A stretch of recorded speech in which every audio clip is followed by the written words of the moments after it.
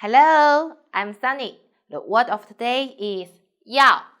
In this video, I will teach you how to pronounce it, how to write it, and how to use it.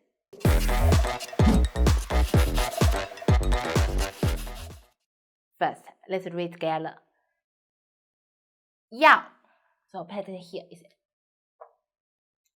E plus 凹 腰.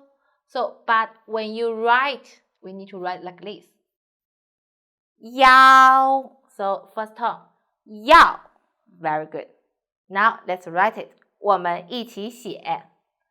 横竖撇折提撇横折钩点。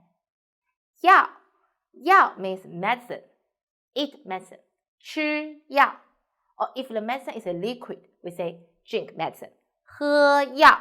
So, for me, I don't want to eat medicine. 我不想吃药.